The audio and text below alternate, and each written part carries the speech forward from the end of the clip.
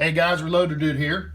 Okay, today we're going to be developing the 147 grain Speer bullet that I told you about. We're going to be using the Alliant pistol powder. This is supposed to be a great powder designed for high performance semi-autos with maximum velocity and efficiency. Okay, just getting my scales and everything ready here. The powder, I don't know if I'll be able to show it to you. It's kind of a small, round, spherical powder. That's easy for somebody to say, except for me. It's throwing pretty consistent.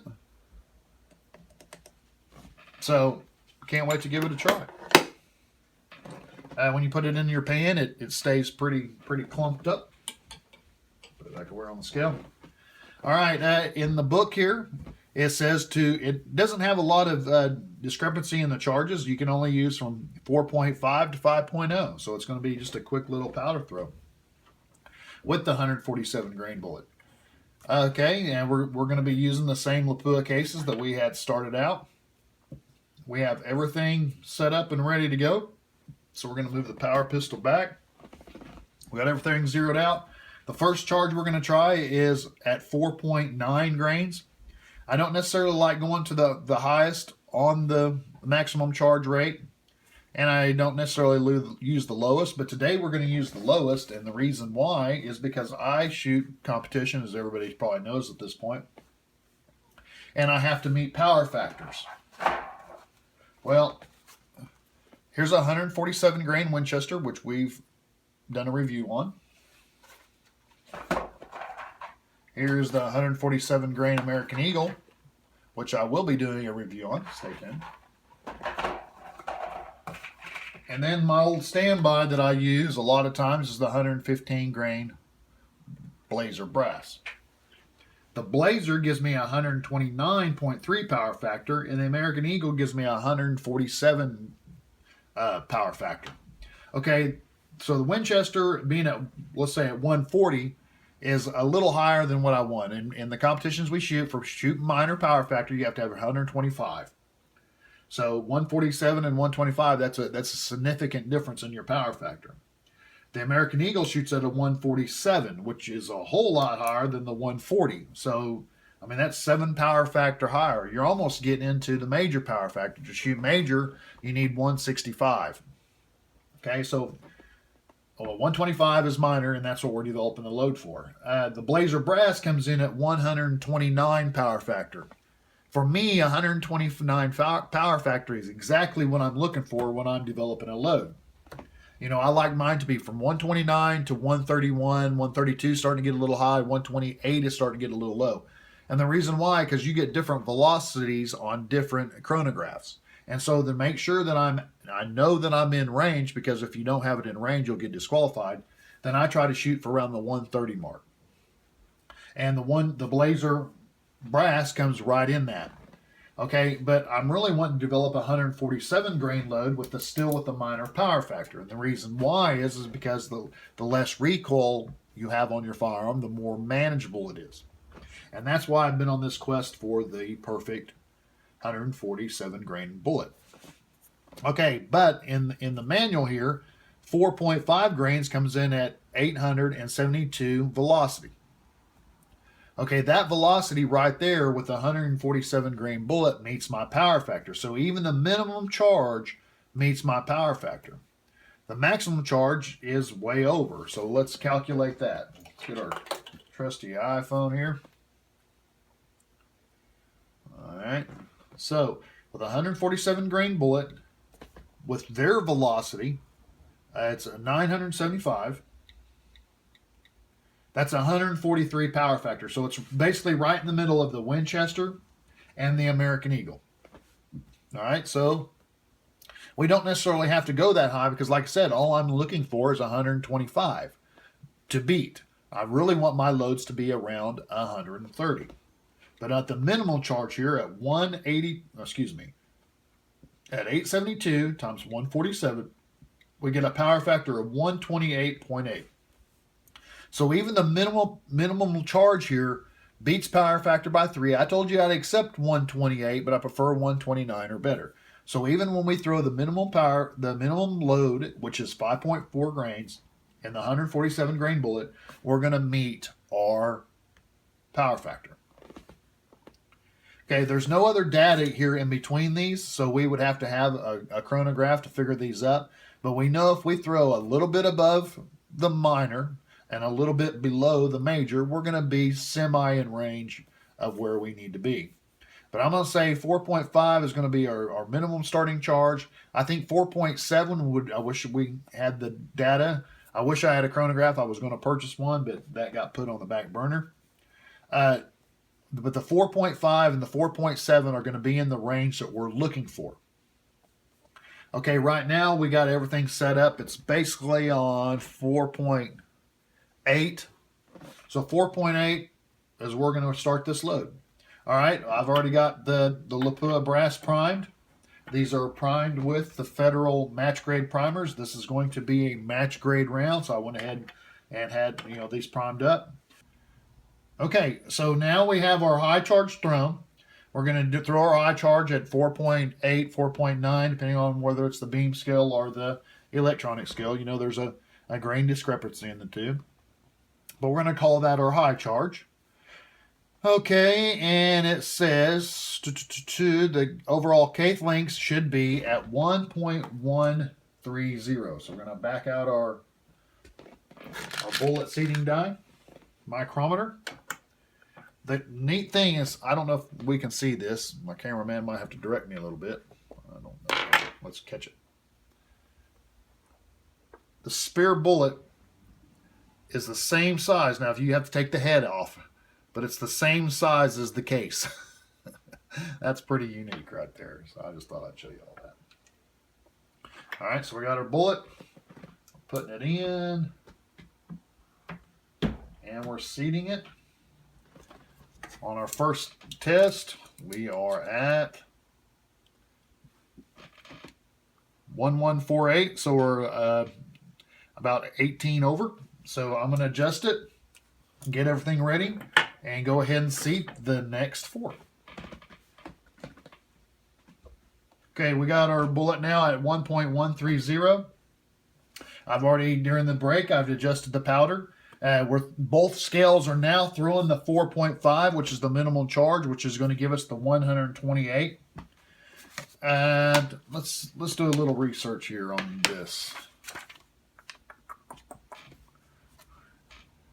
And what I'm looking for, carbine, we do not recommend for carbine use.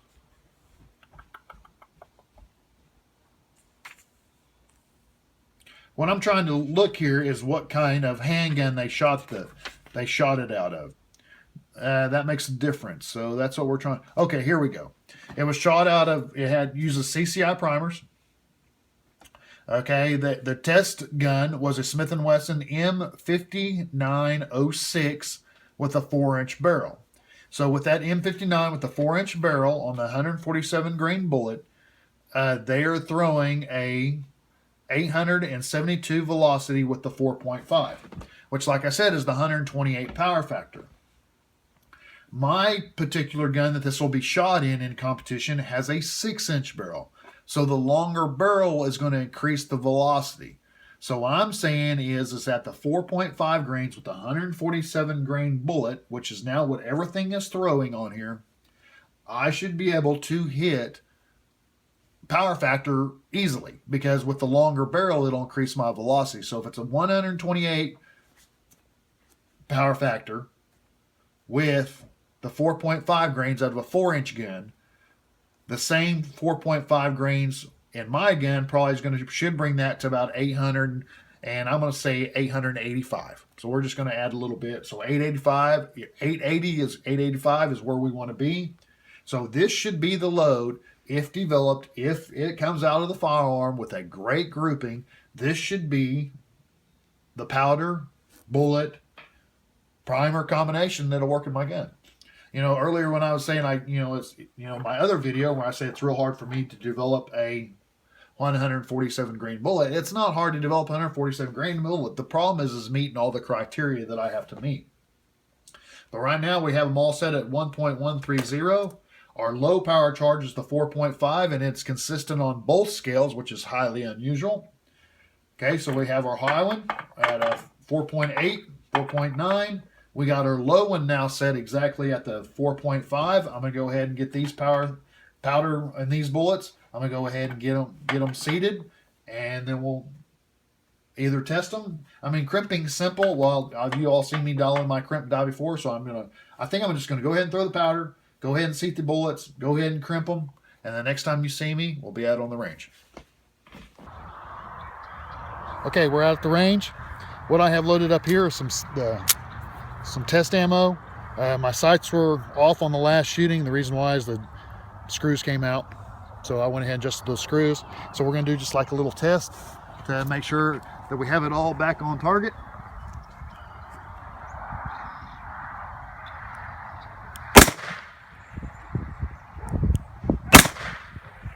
And consider those two shots hit almost right on top of each other. I say we're on target. Okay, the first one we're going to test is the green. It is the 4.9, 4.8 grain. So we're going to go with those.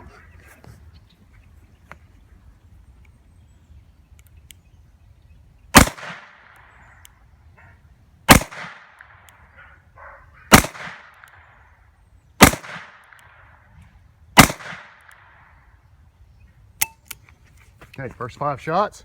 That was a decent group. A little more kick than what I'd like, a little more recoil than what I'd like in a competition ground. But that's a good group. I can live with that. Let's go to the next one. These are the 4.5.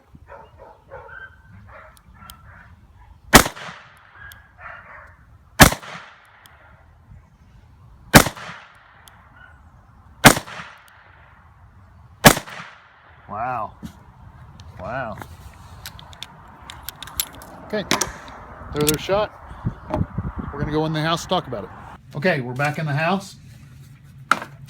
Okay, here was my 2 test ammo. It was done with the Blazer Brass. I told you Blazer Brass was an excellent ammo. I mean, there's the group with the Blazer Brass. I could continue to shoot, but it would have just kept doing the same thing. I mean, it might have circled out a little bit. That's why I use Blazer Brass if I don't have enough ammo reloaded, or if it's a major competition where I feel like I've got to do my best. Blazer Brass, and it also reloads real good too. Here is with the Speer 147 grain. The red was the 4.5. We're going to call that a flyer based on me. You know what? You can see they're all over just a tad. So I need to, I told you the gun was out of adjustment. I need to move those sights over just a smidge. And it's like that on all of them. That's how I know. There's 2 here, great group. This 147 grain group is the best group I've ever had with 147 grain bullets, especially if you take that out. Okay, here was the loaded with the 4.8, 4.9. Starting to open up a little bit more than what I like. That's still a decent group for 147 grain. You all have seen the past videos where I showed 147 grain bullets, and that power pistol did an excellent job. But here, the power factor being met was a little much. So yes, that really isn't that good. But with the power factor that I'm looking for, if we take this one away, I'm going to do some more testing on this. But the 4.5, and it meets power factor, is exactly the load that I've been looking for my 147 grain bullet as of right now, if we take this out. So what I'm going to do is I'm going to go ahead and load up probably another 25 or 30 or so, and I'm going to run it through my guns, the different firearms, and see how it shoots out of all of them. And if I get consistent groups like this, I think we have now made my competition round. But if I have to, I can always fall back on my Blazer. But I prefer to have, I think it's cool to shoot in a competition, have a gun that you had custom done, have reloads that you've custom made with a bullet that you've been looking for to try to develop. And right now, this is showing a lot of promise. I can't wait to do some more testing on this. All right, guys, I appreciate y'all watching. Put in the comments below what you think. I finally came up with a 147 grain load that may work. If you like this video at all, please go ahead and give it a thumbs up. And most importantly, I want to thank each and one of you for watching. Appreciate it.